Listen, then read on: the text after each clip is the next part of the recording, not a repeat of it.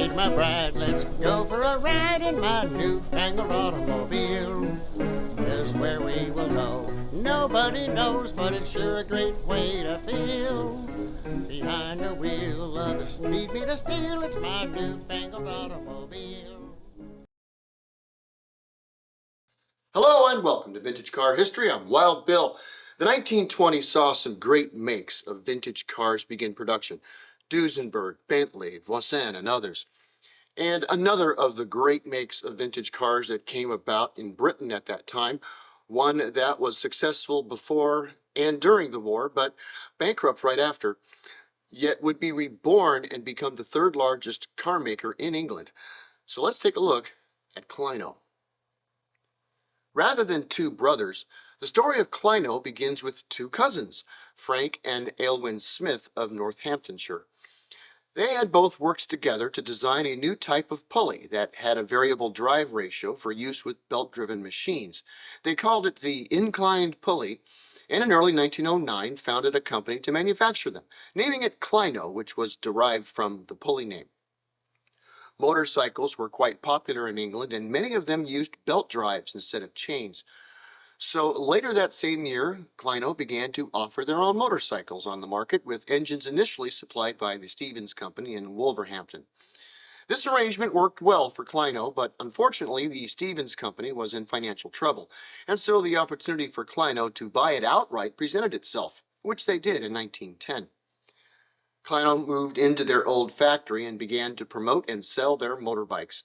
They saw early success in various hill climb challenges, winning many and even climbing some that were believed unclimbable. Clyno continued to improve and develop their bikes on the track and in production.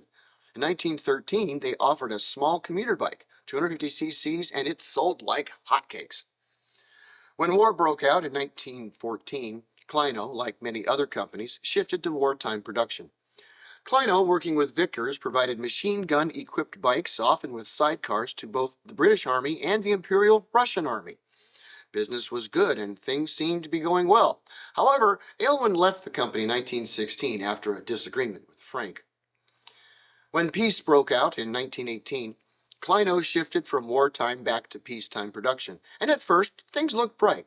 However, two very large problems hit hard. First, the demand for motorcycles dropped dramatically after the war, so bikes just weren't selling like they used to. Secondly, and most importantly, Imperial Russia no longer existed, and the new government refused to pay the bill for the bikes they ordered. By 1920, Clyno was bankrupt. Clyno had built 3 prototype cars in 1920 before the liquidation, and Frank had not given up hope. Armed with some new capital, he reorganized the company and went back into business in production in 1922, this time focusing on cars, since that market was booming. They went for the low-price market to compete directly with Morris and hit pay dirt. Making its debut at the London Motor Show of 1922, it had a 1.3-ish liter 4-cylinder engine putting out just shy of 11 horsepower. A 3-speed gearbox drove the rear wheels via a drive shaft. Complete with electric lighting, the car sold for 250 pounds. Being well made and cheap, they sold like crazy, and all eyes were on Clyno.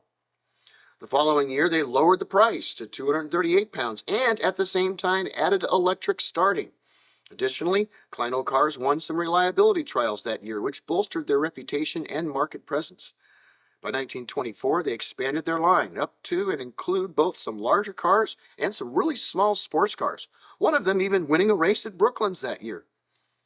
Clyno continued to expand its lineup of cars while offering them at prices lower than the competition. By 1926, they were Britain's 3rd largest automaker by volume, and things were getting cramped. In 1927, they had finally outgrown their factory and moved to a new facility in Bushbury, and at the same time added 2 more models to their lineup. The move did slow down production, but they were soon back on pace. However, Clyno had made its mark by being the cheapest car available, and in 1928, Morris introduced the Minor. Indeed, all of the Morris cars underpriced Clyno that year, and for Clyno, there was neither the room in production costs nor the money in the coffers to lower the prices and take a temporary loss. Clyno was bankrupt by 1929. The 1920s saw Clyno cars come and go, but while they were here, they made quite an impact in British motoring history. Thanks for watching Vintage Car History, and we'll see you next week. Peace.